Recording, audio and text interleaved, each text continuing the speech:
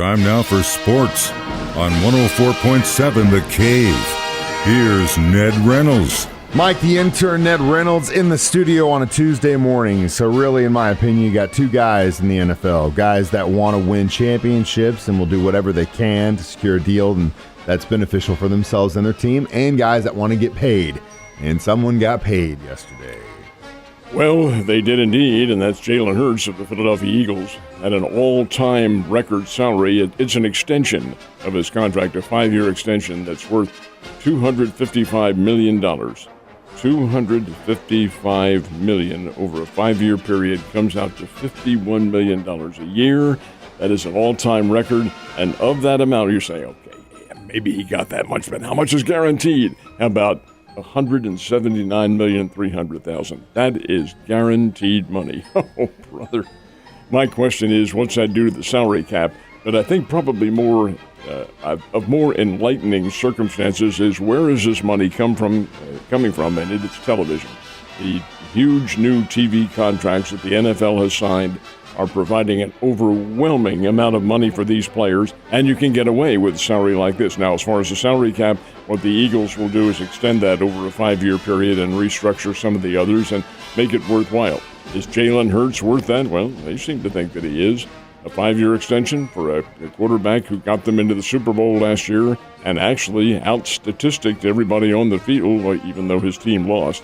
So Philadelphia seems to think the future is with him and Jalen Hurts, one-time Alabama, one-time Oklahoma, All-America, Heisman Trophy winner.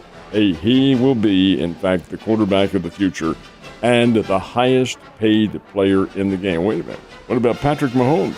He is now number 6 on the list. He's only making $45 million a year. But Mahomes is the type of guy whose attitude is such that he's got money. My goodness sake, what more could you want? Furthermore, he's got a lot more with the ancillary rights like the commercials that he does.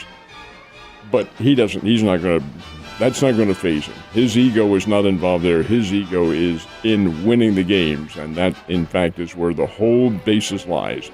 And that's exactly how I started this conversation out, because he can take that money and make it work for him and win championships. But I know you bleed green and white. So as a fan of the team, how do you feel about this? I think it works. Okay. Philadelphia got there.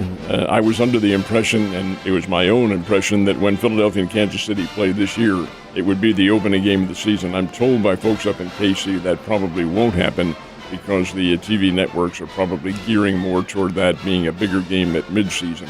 But the fact of the matter remains they will play again, and again in Kansas City this time. It will be a very interesting matchup because Philadelphia remains a very good football team, but it isn't a one-person operation. It is a team operation, and how those leaders react is how a team will manifest itself on the field. Absolutely. We'll wait and see if that pays off for them. All right. Can one person and a ton of publicity create a major turnaround with the football team? You think that's possible? Well, the folks at Colorado are about to find out. They have sold out their season tickets for the 2023 campaign, the first time in almost 2 decades that Colorado, which has just not been very good at all. They were 1-11 last year, 1 win and 11 losses. So here comes Coach Primetime. Coach Prime, he calls himself, Deion Sanders, and has taken over the head coaching.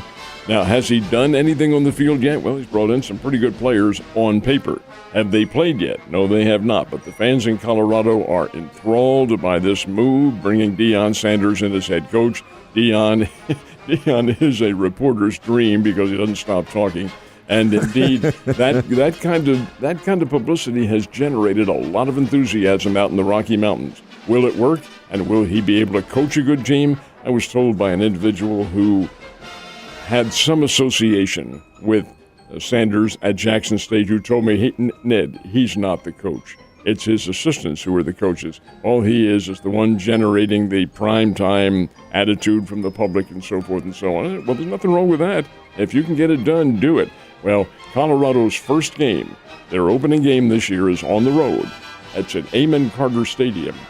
Amon Carter Stadium, Mike, is on the campus of Texas Christian University in Fort Worth, and that's who they're playing, TCU. Don't look now, but TCU played for the national championship, got blown out by Georgia, but nonetheless had a magic year last year. That's who the Golden Buffs from Colorado opened with on the road.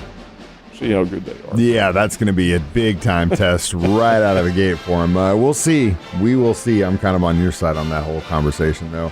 All right, last but not least, a lot of us, of course, are done with hockey because the Blues are also done. But that doesn't mean hockey's done. Stanley Cup Playoffs happening.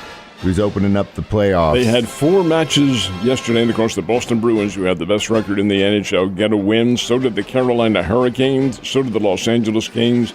And the Minnesota Wild, they upset the Dallas Stars, who were favored in that thing, but it's best of 7, long way to go. So both the Cardinals and Royals had a game last night. Who got the dub? Neither one Wow. of the Missouri team. This is a little disturbing to me. The Arizona Diamondbacks, who heretofore have been kind of a doormat in the National League Western Division and National League period, are suddenly emerging as a pretty good young team. I don't think they're going to win anything in terms of championships or maybe get in the playoffs, although the playoffs are protracted. But over and above all that, it's a much better team than has been the case. They're pitching Merrill Smith, who was the United States starter in the World Baseball Classic. He's the Arizona Diamondbacks ace right now out of Arizona State University. He shut down the Cardinals for most of the game. They get to the 7th inning, and Arizona has a 2-1 lead. Load the bases with 1 out, and a kid named Pavin Smith slams one. A grand salami that ended up in the right center field seats. Big-time shot. Pavin Smith was an All-America at Virginia, National Championship Team Virginia, and is now emerging as the first baseman for the Arizona Diamondbacks. And you know who he replaces as the first baseman? Paul Goldschmidt, who is now on the other side playing with the Cardinals. Okay, here's Pavin Smith, blasts one into the right center field seats, and the Diamondbacks get a 6-3 win over the Cardinals. That starts a 3-game series. They'll play again tonight and then tomorrow at noontime. Now, the Kansas City Royals, what on earth has happened to their offense? They have none at the moment. They got 1 hit last night by the Texas Rangers. 4-0 Texas wins. It's kind of a Pyrrhic victory in a way for Texas because Jacob deGrom, their very highly paid ace from the New York Mets, had to leave the game in the 4th inning with some pectoral problem of some sort. But that didn't stop the Rangers. They're still hitting the ball and getting great pitching. Held Kansas City to 1 hit and win 4-0. Kansas City's offense is just going into the deep freeze. They have none. That's their 7th loss in the last 8 games.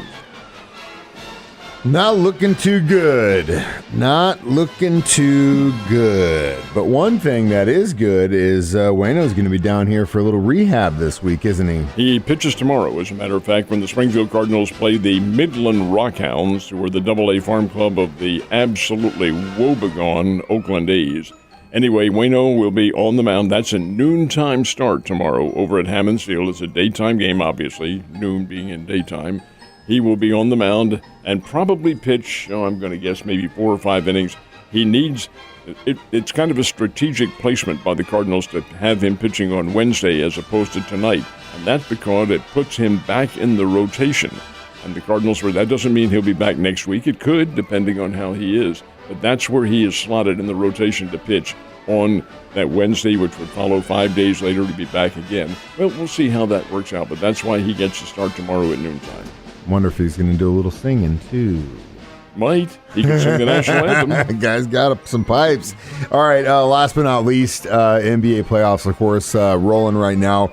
Who's the team to beat? Well, Denver, in my opinion, is the team to beat. They did not play last night. There were 2 games. Philadelphia defeated the Brooklyn Nets, and that gives the Philadelphia 76ers a 2-0 lead. And the big surprise, and it's not because they have the home court advantage, the Sacramento Kings. This is the old Kansas City ball club, Kansas City Omaha Kings from years and years and years ago. They knocked off the Golden State Warriors again, and Sacramento has a 2-0 lead over Golden State, the former one-time NBA national champion. Golden State not playing very well at all, and Sacramento is. We'll see what happens. Still, it's best of 7, and Sacramento needs 2 more wins. Kings might be the sleepers in this thing. Might be. They're not a bad team. We'll see what happens, then. You have a great Tuesday. I'll see you tomorrow.